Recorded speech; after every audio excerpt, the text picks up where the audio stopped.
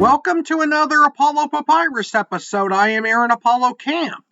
For this episode, my interview guest is a horror author who has written the novel Render. His second novel, Fogstalker, is currently in the works. Additionally, he hosts the Broken Lords podcast. His name is XubTheMad, and here's my interview with XubTheMad. XubTheMad, welcome to Apollo Papyrus. Thank you for having me. I appreciate it. Why did you choose XubTheMad as your pen name? Okay, well, that's an interesting story. So I was a bit of what you'd call an intellectual delinquent. I did a lot of my work ahead of time in school, and as a result, I would just sleep in class. And one day during social studies, the teacher woke me up while I was like deep in a slumber. And apparently the first words that came out of my mouth sounded something to the effect of "Zoob, I'm a Zoob." And it just kind of caught on. So the next day I was called Zoob at work at school, and I've had it for pretty much the majority of my life at this point. Feel free to tell us more about yourself. Okay. So, hello everyone, or I'll do the formal spiel. Salutations all, it is I, XubTheMad. I am a crocodilian horror from beyond the stars, and I also write horror novels as well as short stories. You can find a lot of my accrued work in Silent Spark Press, as well as my new novel, Render, which is already out on shelves. And hopefully, I'm in the process of talking with Barnes & Noble. Hopefully, we'll be at pretty much every distributor near you. Or if you don't want to deal with all the brick and mortar stuff, you can go ahead and order my copy on Amazon. And I also have a copy of it on Ingram Spark, which I'm still in the process of moving around. Aside from that, let's see. I'm a digital nomad. I am a former competitive fighting game player. I am also a DM of many, many years. Dungeon Master, for those that are not in the know. And let's see what else. Oh yeah, I'm a black belt in Praying Mantis Kung Fu. I don't know how broad brush a stroke you want the tell us about yourself to be, but that's kind of a broad bucket. Now, you've had one book published and you've got a second one in the works, and I'll start with the one that's out now. Without spoiling too much about your horror book, Render, what is it about? So I like to call it existential cyberpunk horror. And the way I would describe it in broad brushes without giving too much away is that a disaffected college student who had a major in computer science tried to do his doctoral thesis, didn't end well, and as a result, he's in the middle of picking up the pieces of his life, and then that's when all the crazy stuff starts, as he moves back to a small town to kind of renew himself, reinvent himself, figure out what he's going to do after the effects that start the insinuating the initial events of the story. And well, it's a lot of weird stuff, a lot of revelations, a lot of existentialism. And if you are in the mood for having a midlife crisis simulator, I strongly recommend it. If you're not, that's okay as well. And I'm trying to give broader brush strokes without giving too much away. It has to do with his thesis. Let's just say that. A lot of the inciting events and stuff that makes things get worse has to do directly with what he is trying to present at the college when he gets rejected. You have a book that you're currently working on called Fogstalker. Without spoiling too much of your upcoming book, what will it be about, and how much progress have you made toward writing Fogstalker and getting it published? Thank you for bringing it up. It's actually I would say it's a passion project, but my real passion project is going to be my third book. But my second book is a dark fantasy that brings into effect the question of what happens at the end of the world. And by the end of the world, I mean the literal end of the world. Like what happens when we go beyond the boundaries of the firmament, so to speak. So assuming that the world isn't round and is flat in this universe, what would happen if you go over the edge, so to speak? And is what I would describe as Blood Meridian meets Pirates. So if any of those things get you going, then check it out. And I'm about halfway through the manuscript right now. I'm in the process of the revision part of it, the eternal revision, as my author circle likes to call it. But it should be out. I'm hoping for next year. If not, then I will have something in the works by next year. Now, you mentioned, I think, Ingram Spark is one of the entities you dealt with Render, and that is a self-publishing distributor. What is it like to work with Ingram Spark? Now, I don't think you actually deal with any people with Ingram Spark. You just deal with their online Yeah. website. So it's a content distribution system. There's not really a lot of person-to-person interaction like you would with a traditional publisher slash agent. Though in the past, I've worked with traditional publishers, and uh, it's a lot more hands-off than you would expect it to be, I would say. So in that regard, Ingram isn't really much of a difference for me. Um, I've always been a staunch advocate for advocating for yourself. So I don't really work with like literary agents or anything like that. If anyone wants to pick me up, that's cool, but know that I'm kind of like a cat. I'll call you only if I need you. And even then, like, don't, I'm not the most like daily contact type of person. So, in that regard, self-publishing is kind of the way I go. Um, and again, this is one of those things where if you are also a creative, an author, etc., your mileage may vary. Works for me, but anyone else, look upon it on a case by case basis, decide if it's right for you. How challenging is it for you to get your name out there as an author in a world with a lot of great authors? Uh, it is so it's a benefit and a curse, right?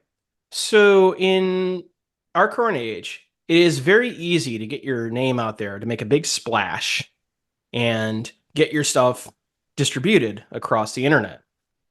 And there's a lovely amount of discoveries that we found.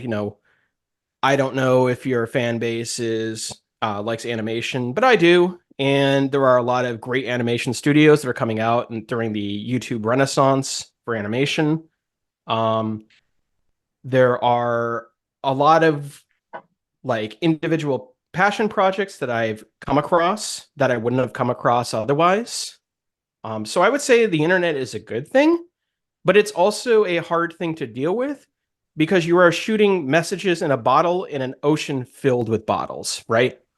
So it's very much in the spirit of may the best creator win.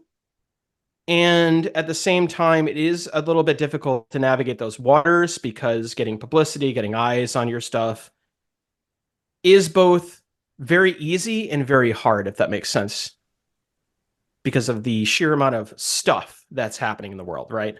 And now we're a lot more attuned to it.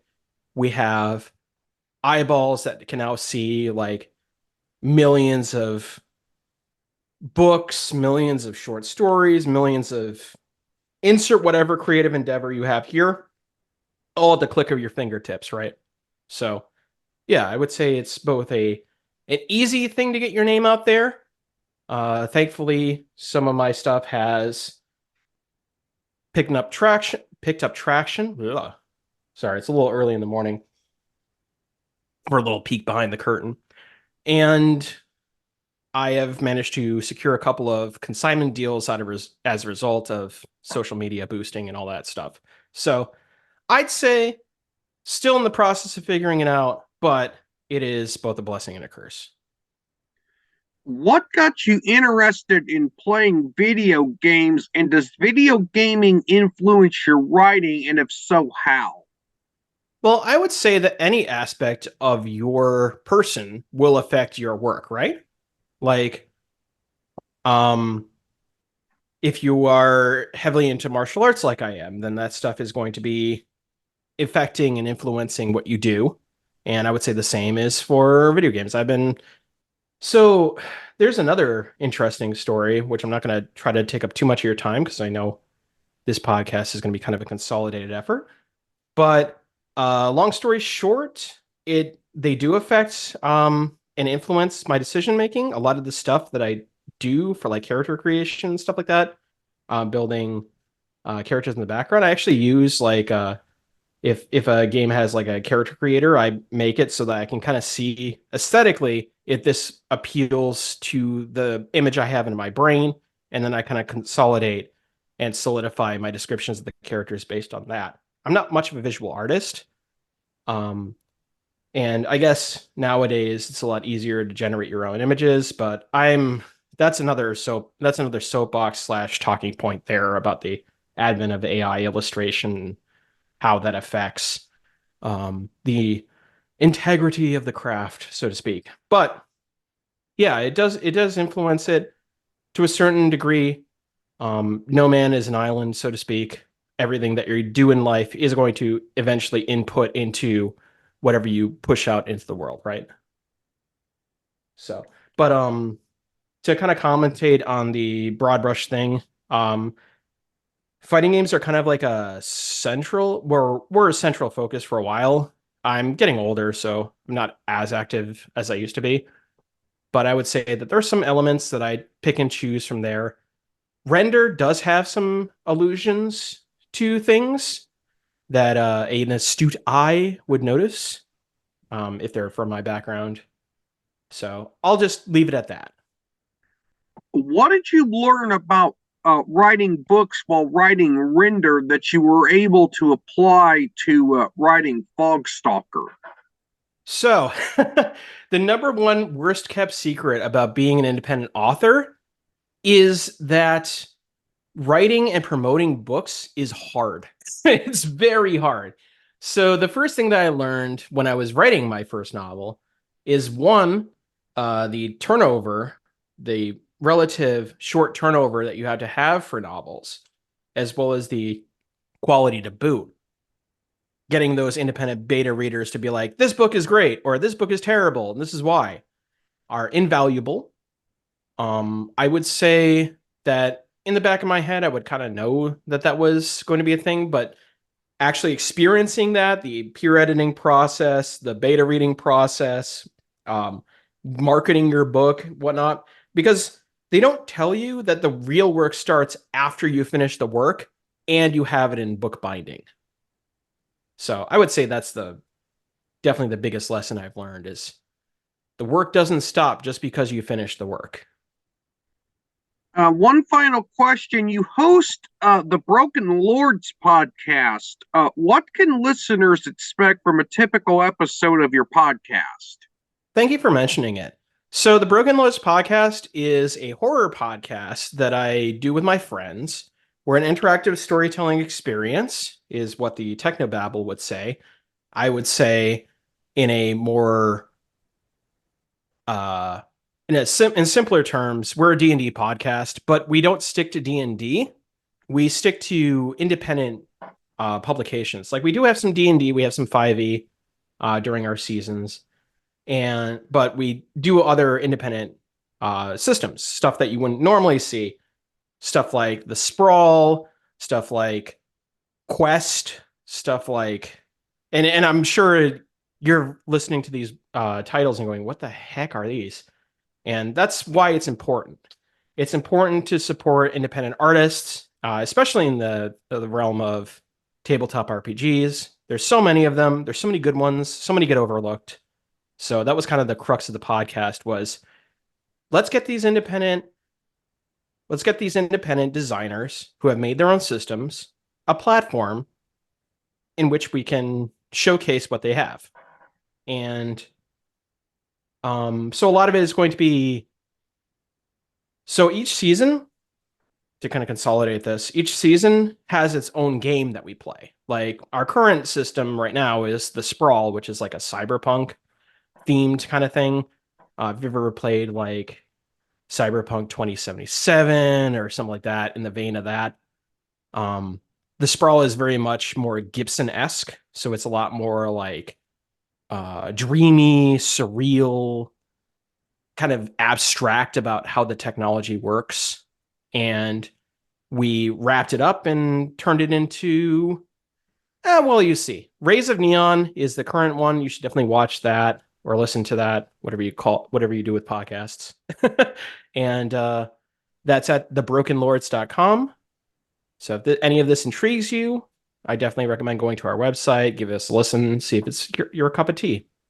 So, XubTheMad, thank you for appearing on Apollo Papyrus. You were an amazing guest. oh, thank you for saying that. I appreciate you bringing me on and taking the time to listen to what little old me has to say. It was wonderful to interview XubTheMad, and I'll include relevant links in the text description of this episode. This is Aaron Apollo Camp reminding y'all to write and read your passion. Bye for now.